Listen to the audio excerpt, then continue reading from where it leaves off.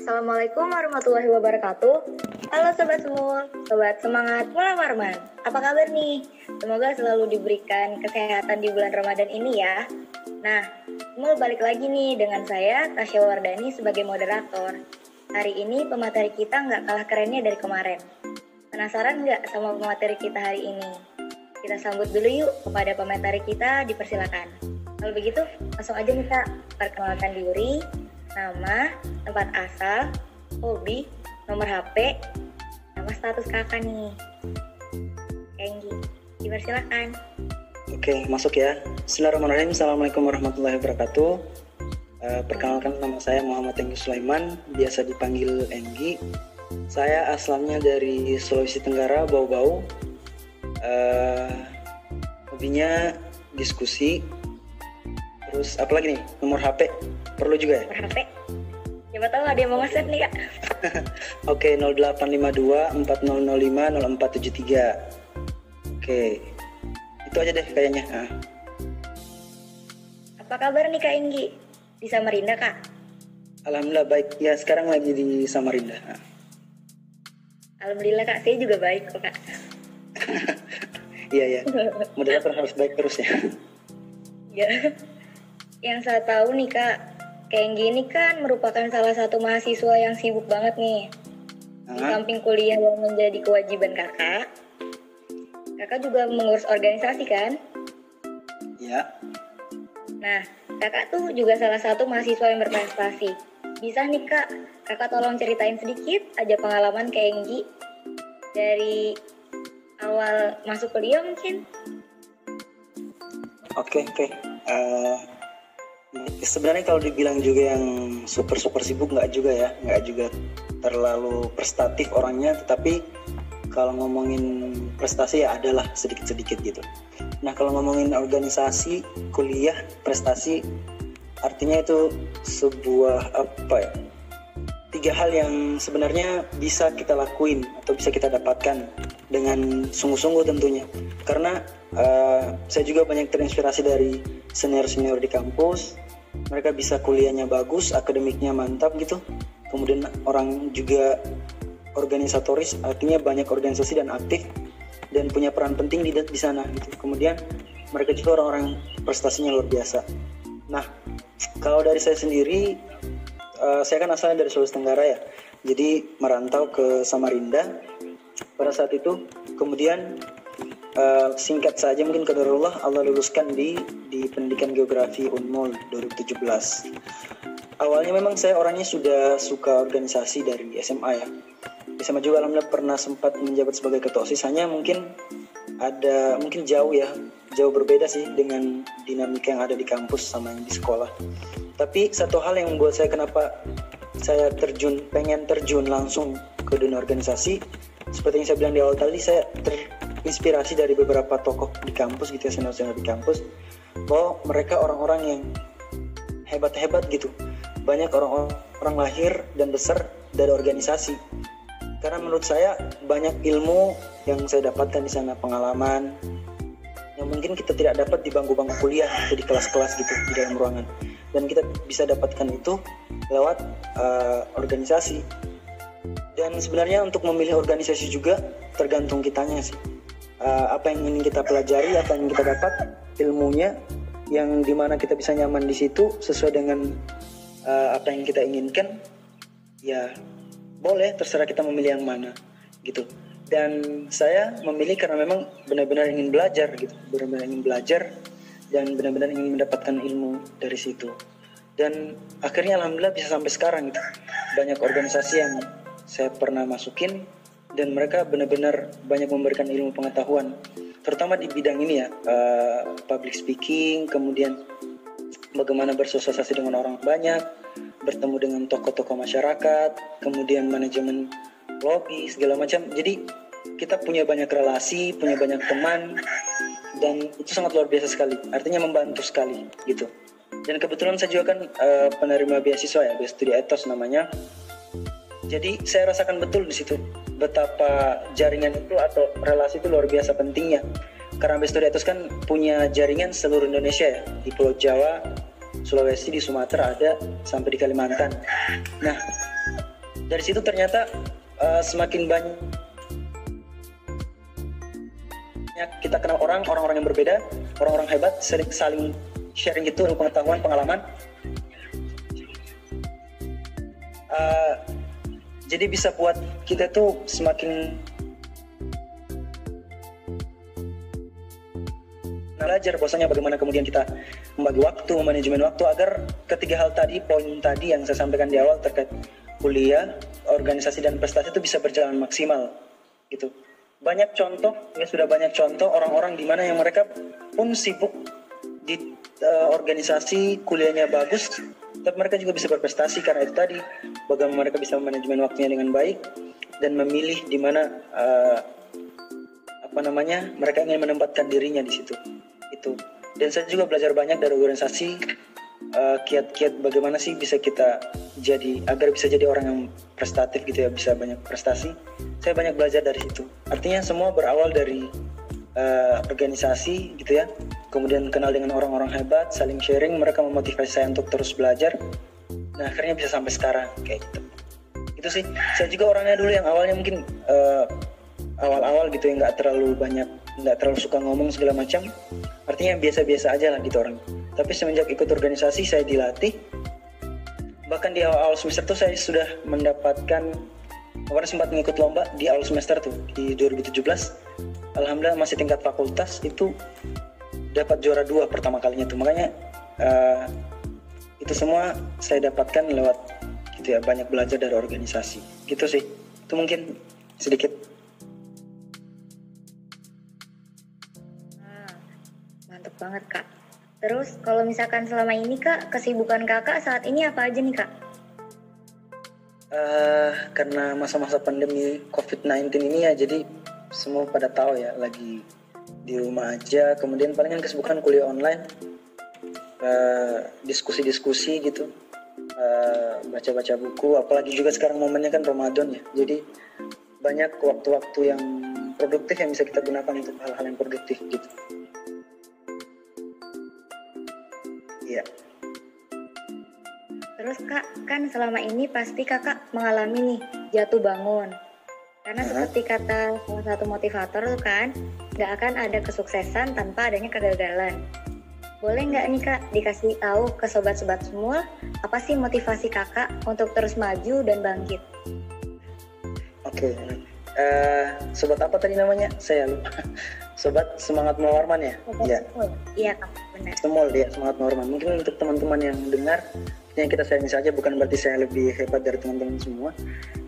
Sebenarnya kita tidak terlepas dari yang namanya jatuh bangun, kegagalan gitu ya. Selalu ada dinamika, kadang kita di atas, kadang kita di bawah, gitu-gitulah pokoknya. Namanya hidup. Tapi hal yang terbaik yang bisa kita ambil dari situ adalah bagaimana cara kita bisa bangkit dari satu kegagalan yang mungkin kita pernah rasakan kayak gitu. Tentu saja saya sendiri pernah ngalamin itu semua ya.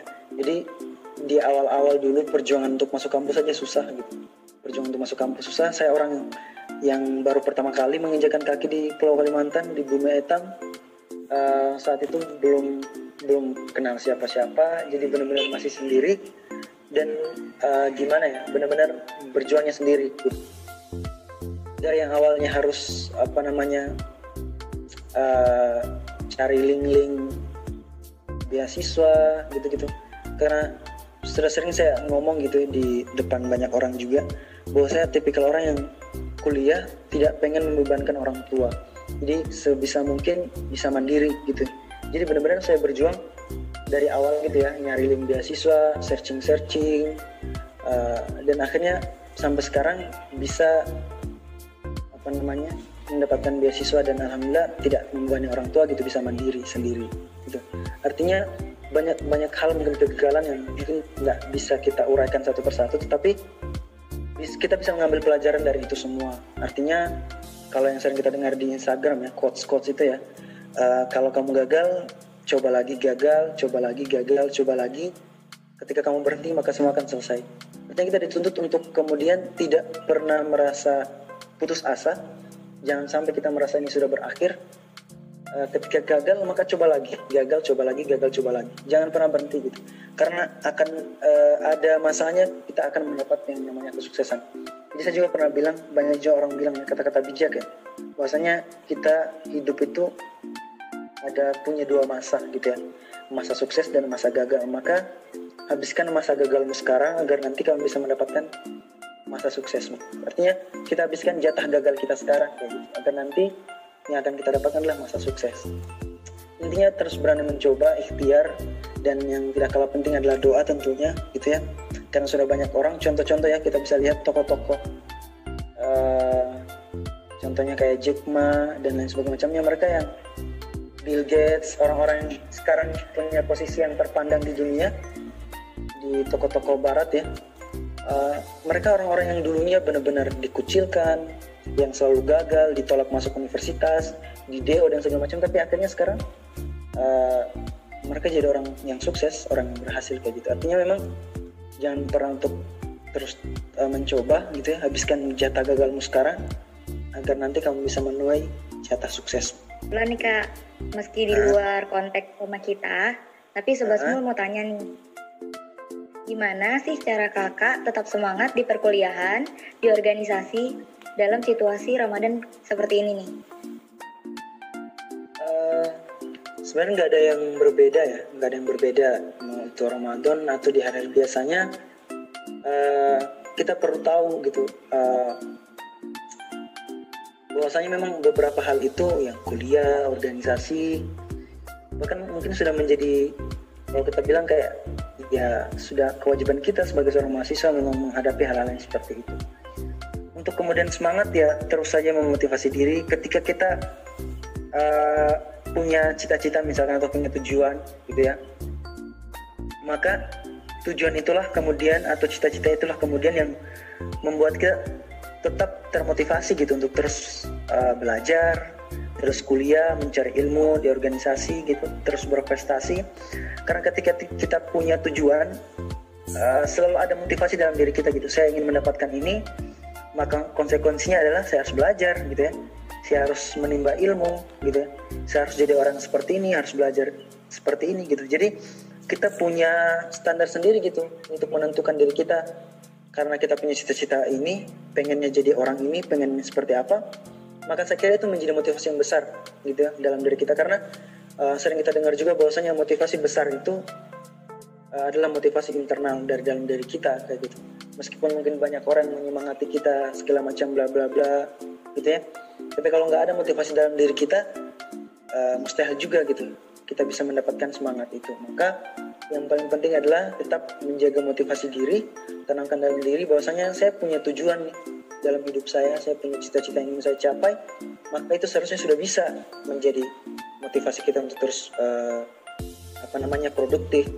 Apalagi ditambah di bulan Ramadan ini, artinya kita dimudahkan gitu ya. Sebenarnya ada sisi positif gitu di masa pandemi COVID-19 ini, bahwasanya kita punya waktu luang, banyak waktu luang di rumah, maka mari kita gunakan untuk hal-hal yang produktif gitu ya. Di bulan Ramadan mungkin kita buatkan targetnya tuh, misalkan mau tadarus Al-Quran sekian gitu ya, sekian juz per hari misalkan, atau mungkin ada target bacaan buku gitu ya. Banyak juga sekarang diskusi-diskusi online yang bisa kita ikutin gitu ya, buat nambah wawasan agar benar-benar waktu kita selama di rumah aja tuh benar-benar bisa produktif gitu. Banyak hal bisa kita lakukan sebenarnya, banyak hal dan itu bagian dari yang bisa untuk memotivasi kita juga untuk tetap semangat. Kalau saya pribadi sih itu sebenarnya, karena saya punya harapan, punya cita-cita dan punya tujuan yang ingin saya capai, maka itu sudah bisa menjadi motivasi untuk terus belajar gitu ya, untuk tetap semangat dalam kuliah kayak gitu. Karena kebanyakan orang yang putus asa tuh yang kadang berhenti di tengah jalan karena mereka kayak nggak punya motivasi lagi dalam diri mereka gitu. Penting juga untuk kemudian kita sharing-sharing sama teman-teman gitu, ngobrol-ngobrol. Itu juga nambah motivasi dalam diri kita. Jadi banyakin hal-hal produktif aja di rumah gitu. Banyakin hal-hal produktif biar nggak bosan juga ya. Refreshing sekali-sekali gitu-gitulah biar tetap semangat. Itu mungkin.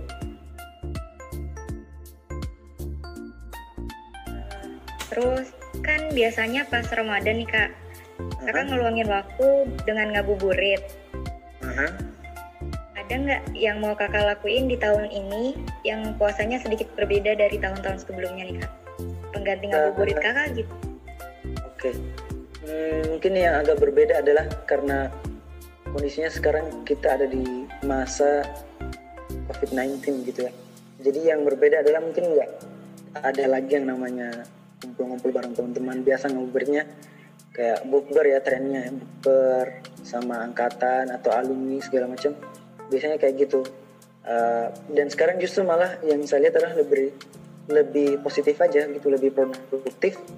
Kalau sekarang sih banyaknya agenda-agenda ngabuburitnya tuh ya diskusi gitu, sharing sama teman-teman gitu. Sharing sama teman-teman, kita kan buat ada beberapa nih dari teman-teman juga yang ada di Best Study Ethos lagi nggarap project itu. Insya Allah selama bulan Ramadan ini kita akan ada diskusi sharing-sharing gitu sama teman-teman mahasiswa yang lain juga gitu. Kita ada project diskusi bareng selama ngabuburit di waktu Ramadan tahun ini gitu. Itu sih mungkin yang berbeda. Pertanyaan terakhir nih kak. Oh, oke. Di kondisi yang pandemi sekarang ini, kita dituntut di kondisi yang pandemi sekarang ini nih, kita kan membantu pemerintah memutus mata rantai dari COVID-19. Ya. Nah, mungkin kakak ada motivasi buat Sobat Smul biar kuliah, organisasi, dan prestasi tetap berjalan gitu. Ya, baik. Mungkin untuk sobat-sobat semua gitu ya. Kita tahu kondisinya sekarang yang lagi pandemi COVID-19. Dan memang kan kebijakan dari kampus juga, kampus kita khususnya di Unmul ya, mengalihkan sistem pembelajaran yang tadinya offline gitu ya, ke sistem online atau daring. Nah, memang ada yang berbeda gitu ya, mungkin dari segi feel-nya gitu ya, ketika kita kuliah langsung tatap muka dengan dosen dan teman-teman, dan yang kita rasakan sekarang tuh kan serba online semua gitu ya. Jadi mungkin feel-nya aja yang berbeda, rasanya aja gitu yang agak ya mungkin nggak biasa kita lakuin. Tapi teman-teman, artinya sebenarnya bahkan sekarang semakin bertambah gitu ya, khususnya di Kalimantan Timur.